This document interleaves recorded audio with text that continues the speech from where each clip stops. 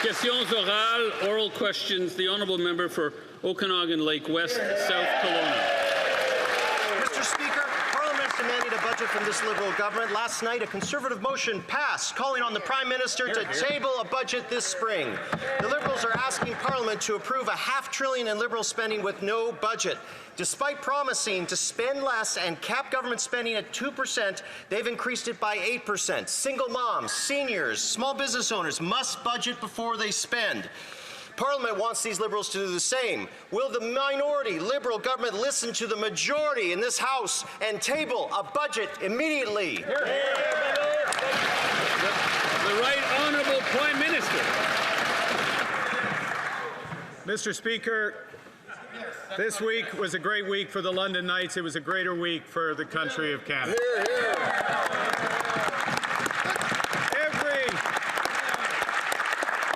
Every First Minister in Canada, from Quebec, from the provinces, from the territories, Government of Canada agreed on a plan to build Canada strong, one Canadian economy out of 13. That's what this country for. The honourable member for Okanagan Lake West, South Kelowna. Thanks for the update, but what about a budget? Canadians deserve real fiscal management, not excuses or fact-free talking points. And here's some of the facts. Liberal consultant spending is expected to rise 35% to $26 billion, breaking their promise to cut down on consultants. Fact. Wow. Liberals promised $20 billion in elbows up U.S. tariffs, but later dropped them with no regard to affected Canadian workers or fiscal impacts. Fact. The majority of this chamber voted last night for a spring budget. Fact. On what date would the Liberals face the facts and table a budget for their $500 billion in new spending? The Right Honourable Prime Minister. Mr. Speaker, the First Ministers agreed on a plan to build this great country. Stand up to Donald Trump. Fact. That's right. Mr. Speaker, the Government of Canada is imposing tariffs that cause maximum impact on the United States, minimum impact on Canada. Fact. On over $60 billion of U.S. exports to Canada. Fact. Raised over $1.7 billion already. Fact, fact, fact. The honourable member for Edmonton West. $73 billion spent while Parliament was shut down by this government. A spending package of $500 billion with a record $26 billion for Liberal-friendly consultants like McKinsey, and no oversight or scrutiny from Parliament. Well, this House has had enough. Last night, the House passed our Conservative motion calling on the Prime Minister to table a spring budget. Will the Prime Minister respect the will of Parliament and table a budget immediately so Canadians in this Parliament can have the transparency we deserve? The Right Honourable Prime Minister. Mr. Speaker, we take note of last night's motion. But what Canadians deserve, what Canadian provinces deserve, is a health care transfer. Is a transfer for child care. Is a transfer for dental care.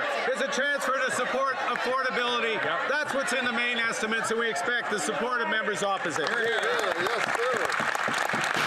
Right Honourable member for Edmonton West. Mr. Speaker, I realize he's new here, but all those things would be in a budget if you'd table one.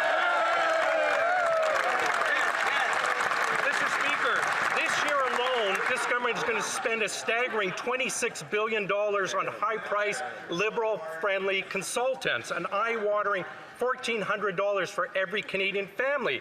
They'll present no budget, no departmental plans, and zero transparency. They won't even stand in this House and tell Canadians what the deficit will be this year. Will the Liberals come clean, table the spring budget as this House has demanded? The Right Honourable Prime Minister.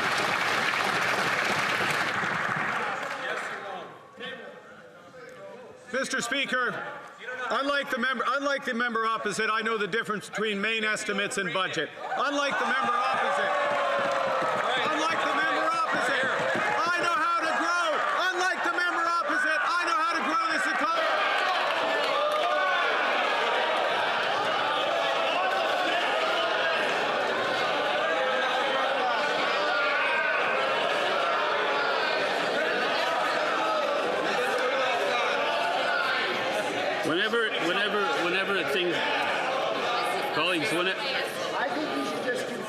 whenever things get to the point where I can't hear, that's when I stand up and halt time. So would the Right Honourable Prime Minister like to back up a bit and take another run at it? Thank you, Mr. Speaker. I will speak softly. Unlike the member opposite, I know the difference between a main estimate and a budget. And unlike the members opposite, we know how to grow this economy without spending money. And that's why we're proposing. A bill to build one Canadian economy out of 13. And all the provinces and Quebec agree. The honourable member for Portneuf-Jacques-Cartier. Mr. Speaker, our motion calling on the government to table a budget this spring was passed yesterday. So the Liberals have to respect this Parliament and table a budget this spring. The Liberals want a blank check, and they want approval to spend over $1.5 billion without us knowing what the financial situation really is. During the election campaign, they promised to limit spending to 2%, but instead they're increasing it by 8%. This government has already shown that they deceived Canadians. Will the minority Liberals listen to the majority in Parliament and table a budget this spring? The Right Honourable Prime Minister. Mr. Speaker, the motion, we take due note of the motion, but we agreed with the Premier of Quebec that the best way to increase growth in Canada is to have one Canadian economy, not 13. The honourable member for Portneuf-Jacques-Cartier. Mr. Speaker, the Prime Minister probably didn't understand my question. The motion calls on this Liberal government to table a budget this spring, and they've only got 18 days left to do that. A good, responsible manager uses a budget to determine what the spending capacity is. If our families, seniors, and SMEs acted like this government, they'd be bankrupt. The Liberals said they wanted to cut spending, but they're increasing consulting contracts to $26 billion. The Liberals must listen to Parliament. When will they present a budget to justify their $500 million in spending? The Right Honourable Prime Minister. Mr. Speaker, there will be a budget that will increase support for seniors, for children, for childcare, for all of Canada.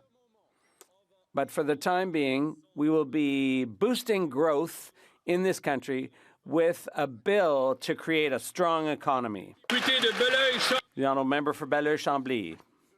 Mr. Speaker, I'm curious. Yesterday, there was a bit of a love-in in Saskatoon.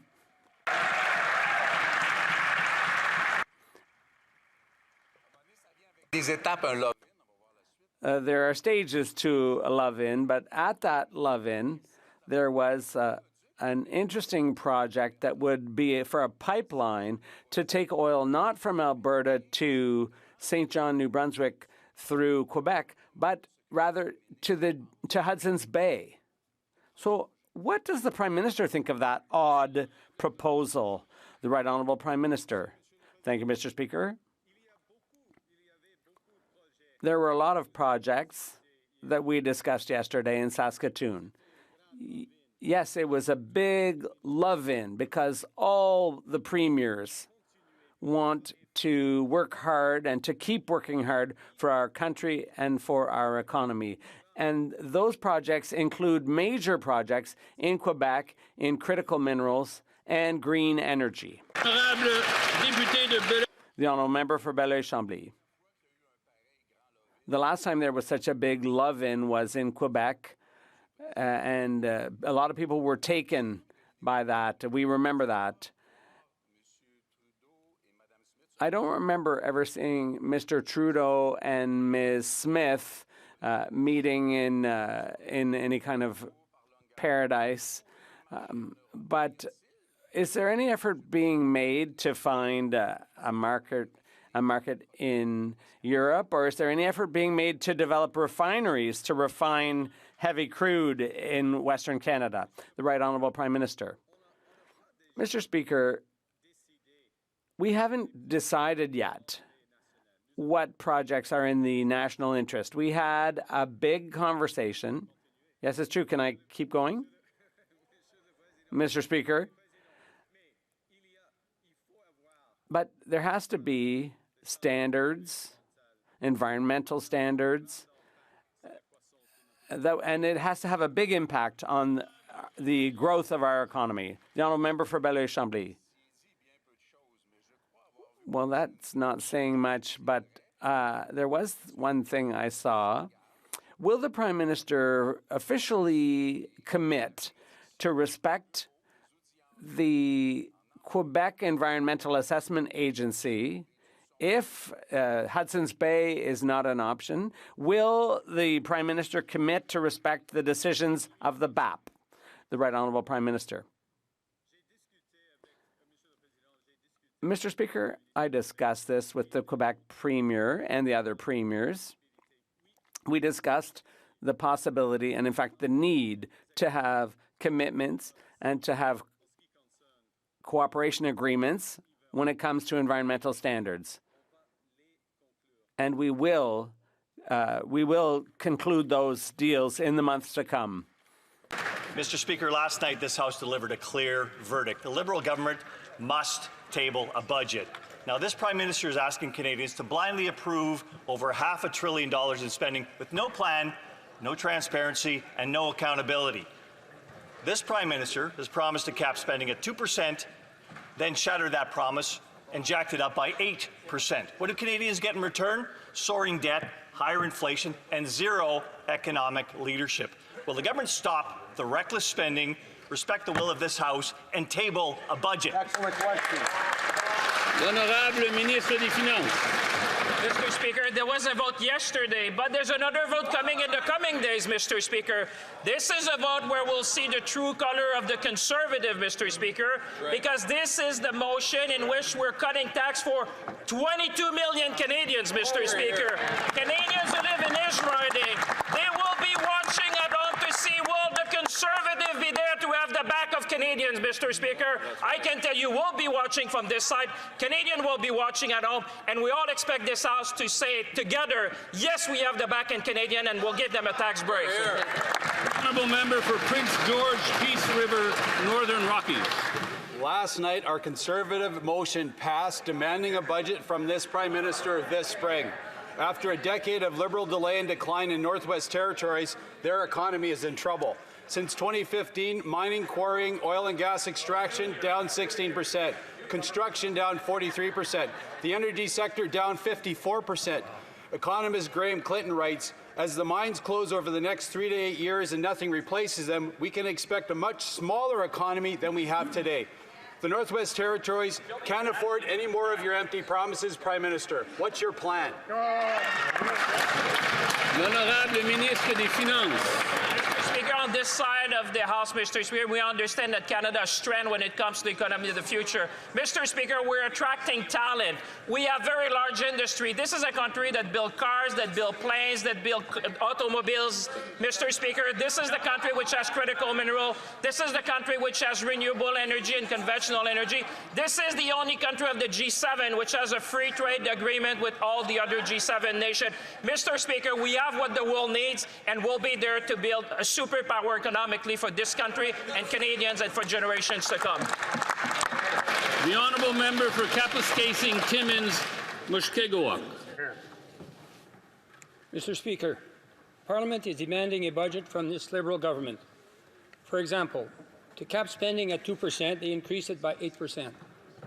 Rather than cut spending on consultants, they increased it by 35%. To a record-smashing $26 billion. Wow.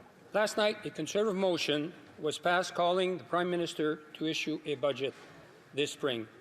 The Liberals are asking Parliament to approve a $500 million in Liberal spending without no budget.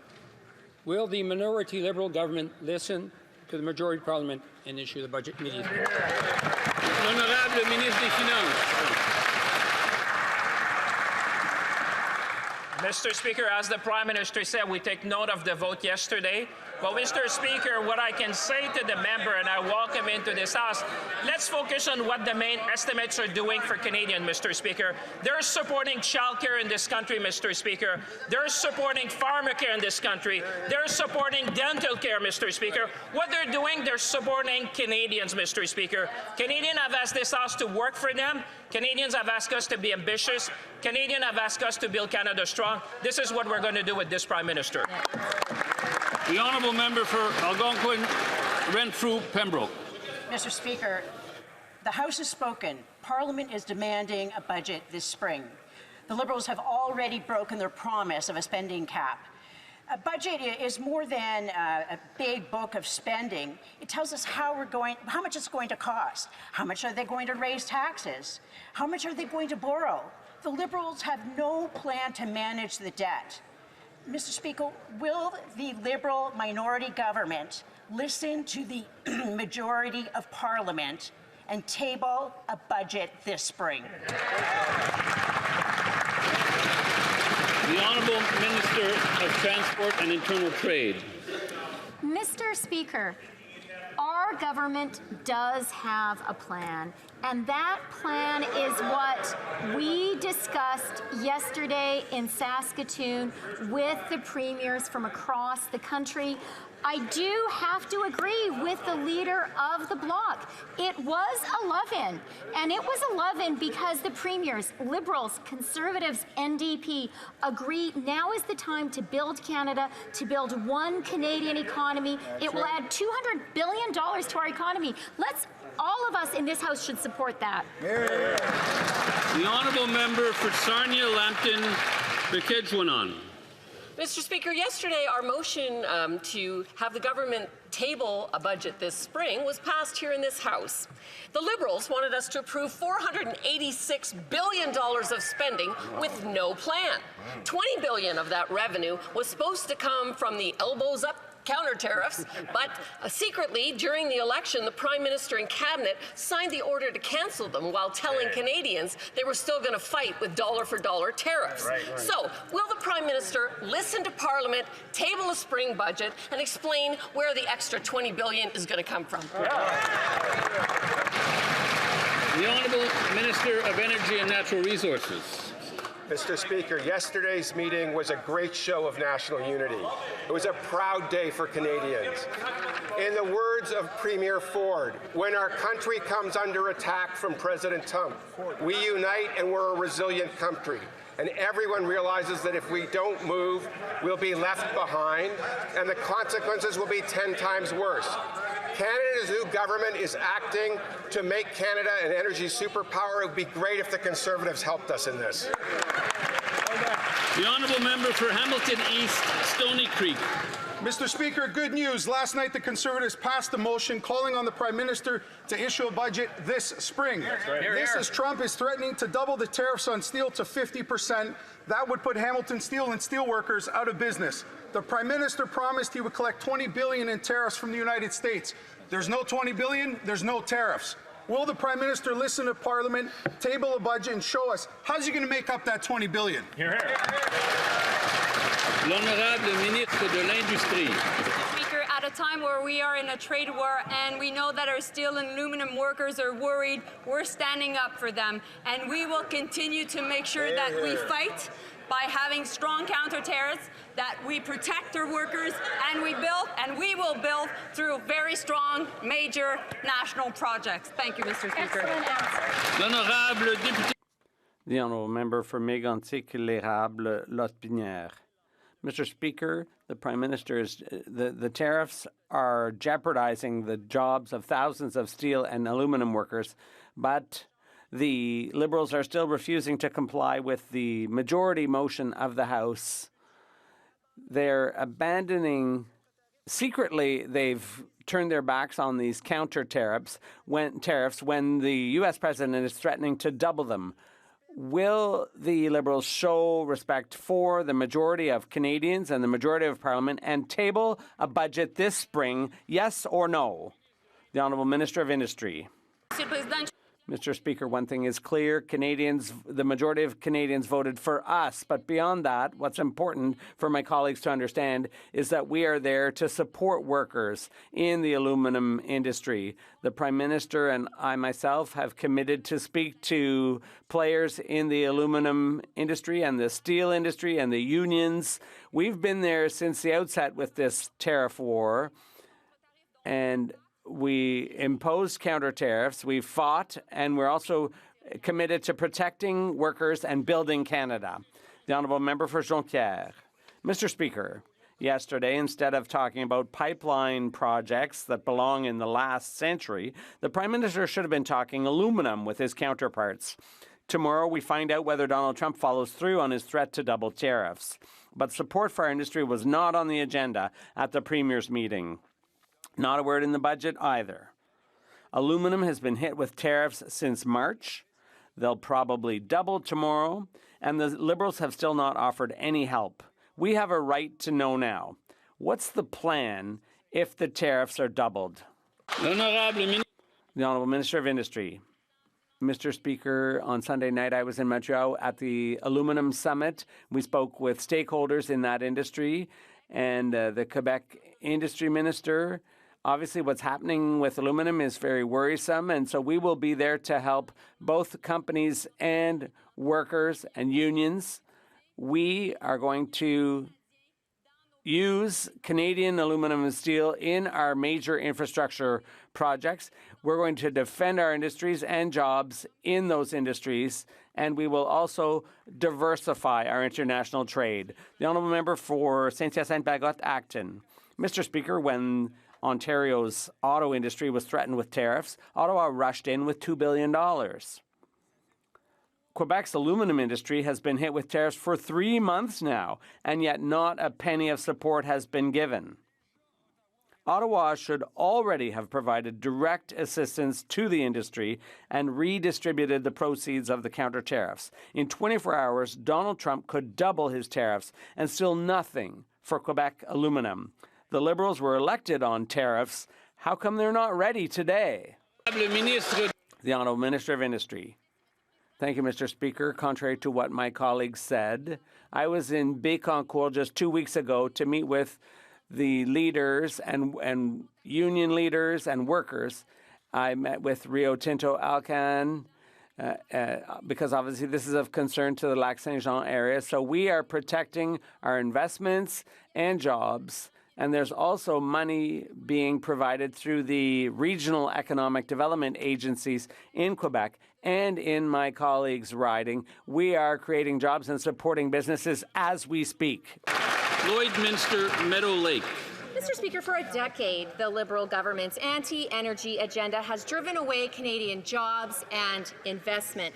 The consequences is clear. Building energy projects will boost our economy, reduce reliance on the United States, and create good-paying jobs for Canadians. Yet, the only thing still standing in the way is this Liberal government. At a time when our economy needs strengthening, will the Liberals finally approve and build a pipeline? The Honourable Minister of Energy and Natural Resources. Mr. Speaker, on Monday, the Prime Minister and the Premiers agreed to work together to accelerate major projects in order to build a strong, resilient, and united Canada. A Conservative Premier, Premier Ford, said, "This has been the best meeting in 10 years. Canada's new government will fast-track projects of national interest, guarantee decisions within 2 years, while respecting Indigenous rights and the duty to consult. There is no question this government will make Canada an energy superpower. I hope you'll get on board." The Honourable Member for Battleford's Lloydminster Meadow Lake. Mr. Speaker, it is this Liberal government's anti-energy policies that are blocking critical energy projects in this country. C-69, no new pipelines law. C-48, the shipping ban, the job-killing oil and gas cap, and the industrial carbon tax, all of which are driving away investment and killing Canadian energy development. If the Prime Minister is serious about his so-called build, baby, build, will the Liberal government repeal its anti-energy agenda to get vital energy projects built?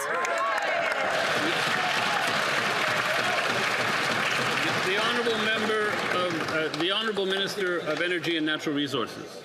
If the honourable member was listening to the Premier of Alberta yesterday, she talked about a grand bargain. She talked about a grand bargain to build our energy superpower in a responsible, environmentally responsible way in consultation with First Nations. We hope you'll get on board. The Honourable Member for Yorkton Melville.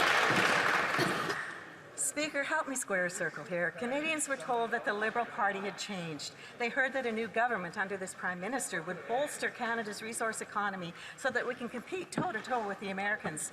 Just 1 month later, Canadians see how empty those promises were. The No New Pipelines law, the shipping ban, the job-killing oil and gas production cap, and the industrial carbon tax all remain in place. When will the Liberal government repeal their damaging anti-energy agenda so that private energy investment will reignite in Canada? Minister of Energy and Natural Resources. Clearly, they were not listening to the premiers yesterday. We met and they said, I'll quote Premier Holt, I think this is a critical time for unity, and I couldn't agree more. We will work with the Premier's Indigenous peoples, and we will fast-track projects and guarantee them done within 2 years. We support new pipelines if there is a national consensus. We will work together, and we will make Canada an energy superpower. L'honorable député de Louis. The honourable member for Louis Saint Laurent Acawanrock.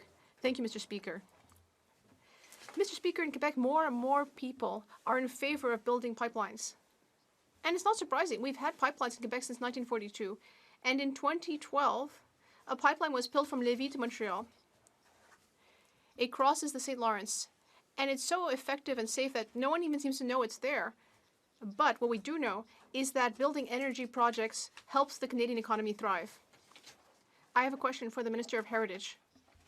Will he say yes to pipeline projects in Quebec and Canada? The Honourable Minister of Finance. Mr. Speaker, my colleague should be proud as a proud Canadian. Yesterday we had a great day for Canada. The Quebec Premier was there with his colleagues, and we talked about Canada energy corridors to make Canada a global energy superpower. Quebec has a great deal to offer Canada in this regard. It has expertise in hydroelectricity. It also has expertise in wind energy and environmental measures. We will become an energy superpower in a responsible and fair way. Together, we will build Canada. The Honourable Member. Mr. Speaker, the Minister of Heritage should know that pipeline number 1 is a historic site in Canada. It led to the Canadian oil boom. The Minister of Heritage should be proud of this heritage. Earlier, we heard the Minister talk about hydro. Does he know that Bill C-69 gives the federal government veto power on hydro projects? How can Canada develop to its full potential if the federal government doesn't stick to its own business? The Honourable Minister of Finance. I'd like to thank my colleague. Yes, Quebec has an important role to play. It will be able to develop to its full potential in the area of hydro. It is a North American leader, and even global leader, in hydroelectricity. We should all be proud as Quebecers to follow Quebec's example. We should be proud of the fact that we can develop our natural resources in a fair, responsible, and effective manner. Quebec has always been an energy leader. Mr. Speaker, we will continue to draw inspiration from that. Thank you. Member for Sault Ste. Marie Algoma. Speaker, as I rise today, I want to wish my wife, Lisa, a happy 25th wedding anniversary. We're celebrating today. My wife and I live in Sault Ste. Marie, a border town, a very busy border town. And just as business never stops, so too the threats. Threats from transnational organized groups. I want to know if this House is ready to hear some really good news from the Minister of Public Safety about a new act, the Strong Borders Act. Can the Minister update this House on how this bill will continue to make Canada strong? Good question. The Honourable Minister of Public Safety. Mr. Speaker, first of all, let me thank the Honourable Member for Sault Ste. Marie Algoma for his question, his hard work. Of course, I too want to wish Lisa a happy birthday. He knows that a strong border means increased security and prosperity. The Strong Borders Act will combat organized crime, protect the integrity of our immigration system, equip law enforcement with the tools they need, and yes, strengthen our border. Strong borders mean safer streets, Mr. Speaker. Canada's new government is cracking down on fentanyl, auto theft, guns, money laundering, irregular migration, and organized crime. We will always be there to protect Canadians. The Honourable Member for Calgary Heritage. Mr. Speaker, yesterday the Prime Minister committed to more rhetoric, more lofty words, and no actual pipeline or energy infrastructure project. Alberta's heard all this before. We don't need headlines. We need results. Get our resources to market. Repeal the tanker ban. Repeal the pipeline ban. End the job-killing production cap. Will every Liberal member of Parliament commit to doing this today? The Honourable Minister of Energy and Natural Resources. If they were listening to yesterday, there is a grand bargain. There is a bargain that the Premier of Alberta has signed on to. We will build, we will do it responsibly, and we will do it in conjunction with Indigenous partners. It would be really great if you guys wanted to do it the same way. Just remind the Minister to address the Honourable members through the Chair. The Honourable Member for Calgary Heritage. The Prime Minister has a choice, Mr. Speaker. Break from Justin Trudeau's legacy or double down. He can get rid of the pipeline ban today, the shipping ban today, the production cap today. So let me ask again, will the former radical environment minister, the Greenpeace activist once arrested in my riding, and now the Minister of Canadian Identity, stop attacking the very identity of Canada itself?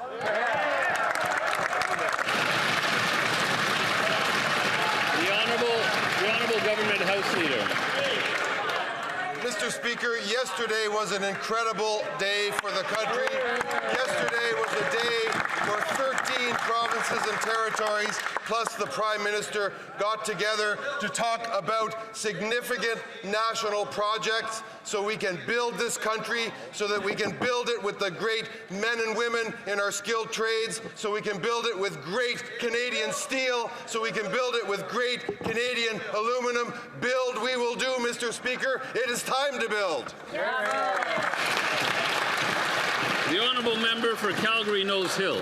Mr. Speaker, the Liberals invited millions of migrants into Canada, knowing full well they didn't have the economic and social infrastructure to support them. Now Canada has a massive housing crisis, endless healthcare wait times, and countless Canadian youth without jobs. Newcomers themselves aren't to blame. It's the Liberals who misled everybody about Canada's capacity to absorb millions, especially under their government's economy-killing policies. Millions of people are now in Canada with expired or imminently expiring visas. How is the government going to ensure that they will leave? Good question. The Honourable Minister of Immigration, Refugees and Citizenship. Thank you very much, Mr. Speaker. Thank you to my colleague for that great question. Today is a great day in the country. We introduced a very important bill that getting us to take steps to strengthen our immigration system and our integrity in the system while also upholding our humanitarian commitments. So as global migration patterns evolve due to conflicts and crisis, Canadians expect a resilient and responsive immigration system, and that is exactly what we are doing. Honourable Member for Calgary Nose Hill. So just to reiterate, by the end of this year, nearly 5 million people will be in Canada with expired or expiring visas, and the government has no plan on how they're going to get them to leave. We have a housing crisis, a youth jobs crisis, healthcare wait time crisis. And knowing this, the Liberals have already issued nearly 177,000 new temporary foreign work permits this year, a 10% increase from the last quarter. That's the same amount of people as Kelowna. With a youth unemployment crisis, why did the government increase the number of temporary work permits this year? The Honourable Minister of Immigration, Refugees and Citizenship. Mr. Speaker, we take our immigration system very seriously on this side of the aisle, as I know all Canadians do. And for that reason, we are strengthening the integrity of our system while maintaining the humanitarian ability that we have in this country. Make no mistake, Canada takes its obligations seriously, and we are strengthening our asylum system to make it more efficient and more flexible. And we will be doing exactly that. The Honourable Member for Charlesbourg, Haute-Saint-Charles. Mr. Speaker, today in La Presse, we learned that asylum claims at Saint-Bernard-de-la-Colle have gone up by more than 330% between April 2024 and April 2025. Currently, there are more than 600,000 non-permanent residents within Quebec, and this is placing pressure on French services, schools, childcare, and other public services throughout Quebec, especially in the Greater Montreal region. And that is also something that is putting pressure on the housing system throughout Quebec. Is that why the government won't present a budget, because it doesn't have an immigration plan? Minister of Public Safety. Merci pour la question. Thank you for the question. Let me just address the issues around the border. The strong. Excuse me, I don't think the mics are on. Is that? Yeah. Okay, I didn't hear it here, but anyway, would the minister like to start over? I didn't. Merci pour la question. Mr. Speaker, the Strong Borders Act that I introduced this morning will ensure that our borders are stronger and Canadians are safe. The strong borders means safer streets. Canada's new government is cracking down on fentanyl, on guns, on auto theft, money laundering, irregular migration, and organized crime. We will be there to protect Canadians, Mr. Speaker. L'honorable député de Charlesbourg, Haute-Saint-Charles. Là, Monsieur le Président, ce qu'on a besoin de savoir, c'est ce qu'on a géré du passé, la mauvaise gestion des libéraux. Il y a 6 mois à peine, on apprenait qu'il y a 4,9 millions de personnes sur le territoire canadien qui sont à...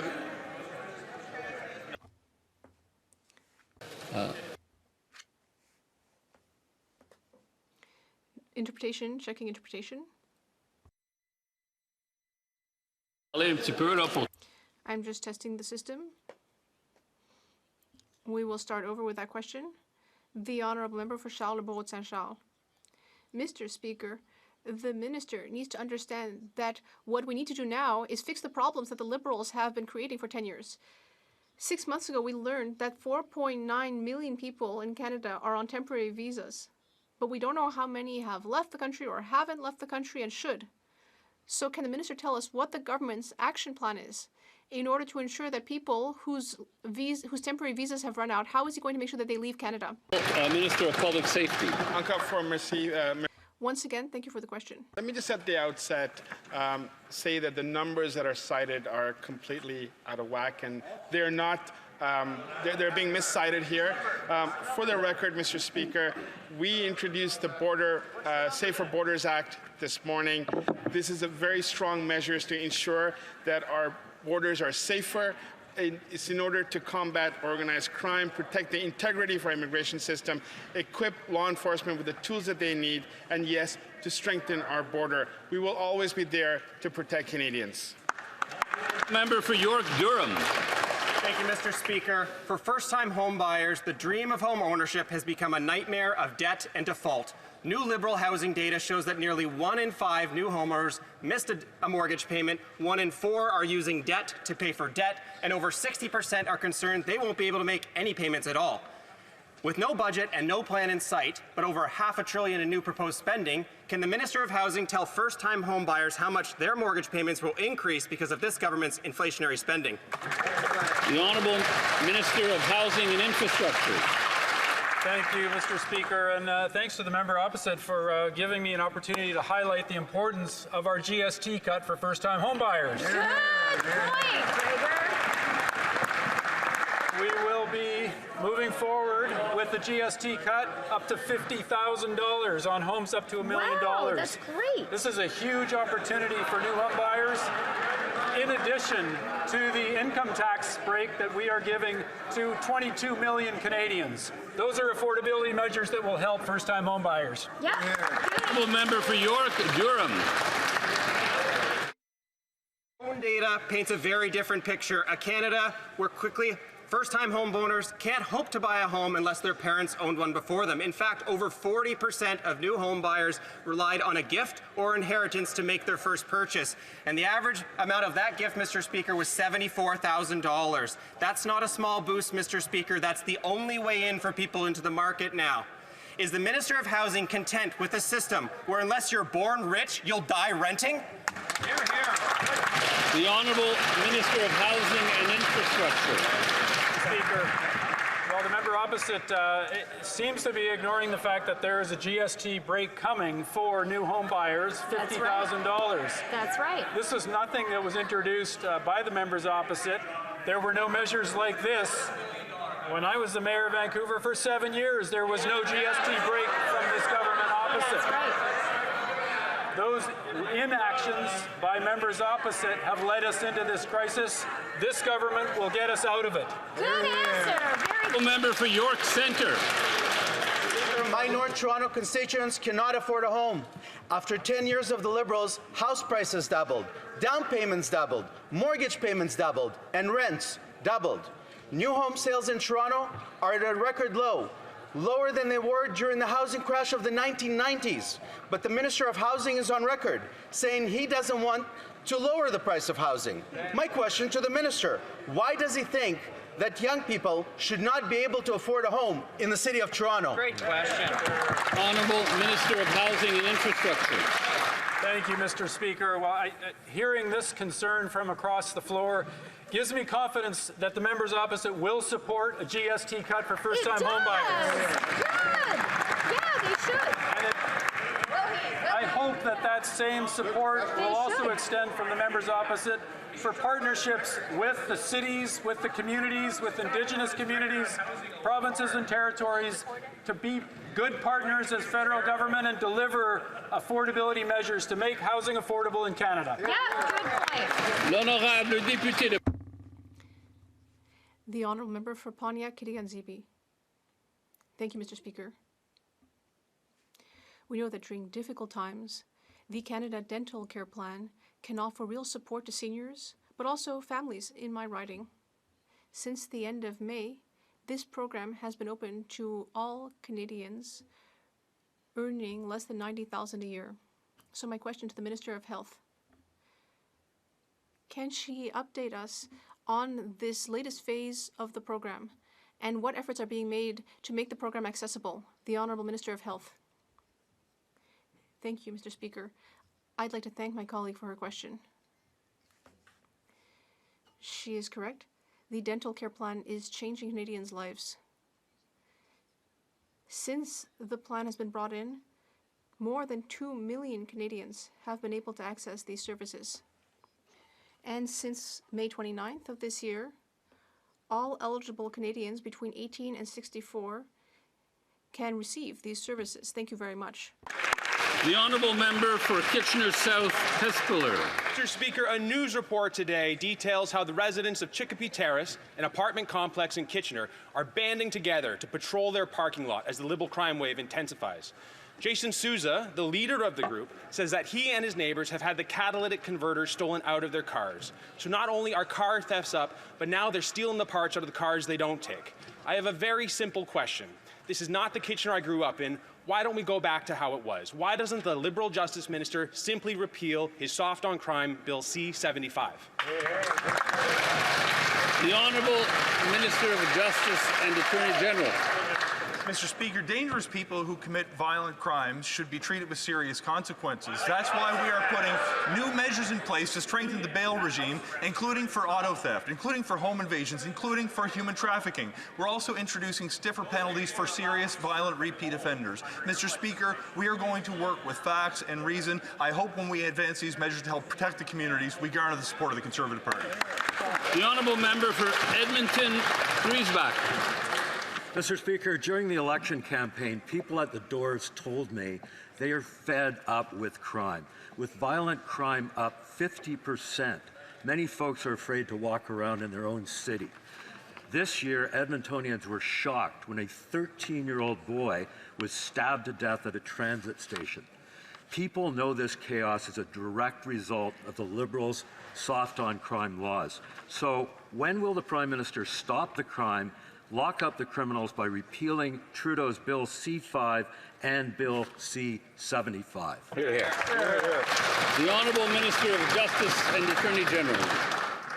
Mr. Speaker, obviously, when you hear the details of our horrific crime as a member has shared, this is not a partisan issue. All members of this House care equally about the well-being and safety of Canadians and believe that Canadians should feel safe in their communities. What's clear, though, is the member has not even read the legislation that he criticizes in this House, for if he did, he would know that he's advocating to make it easier for people who commit intimate partner violence to get out on bail. Mr. Speaker, it's important we deal with details and facts in this House. I encourage the member for once to read the legislation before he forms an opinion. The Honourable Member for Abbotsford South Langley. Mr. Speaker, as I rise for the first time in the House, I thank the good people of Abbotsford South Langley for placing their trust in me. Soft-on-crime Liberals have caused havoc in my community. The family and law enforcement I met during the election are frustrated with seeing offenders released quickly only to reoffend. Last week in Vancouver, a man was charged with sexually assaulting a teenage girl while he was already on probation for sexual assault. Repeat violent offenders have it too easy from the Liberal government. Will the Prime Minister stop the crime, lock up the criminals, and repeal Trudeau's Bill C-5 and C-75? Great question. The Honourable Minister of Justice and Attorney General.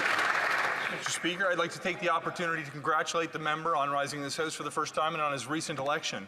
There's something that we agree on. Violent repeat offenders should have a harder time getting out on bail. But what's interesting, when he cites a very specific instance where he's dealing with somebody who could be released for committing potentially intimate partner violence, he then criticizes the very law that makes it harder for that person to get bail. We're going to move forward with new reforms that make a stricter bail regime for violent home invasion, for people who participate in auto theft, for people who are engaged in human trafficking.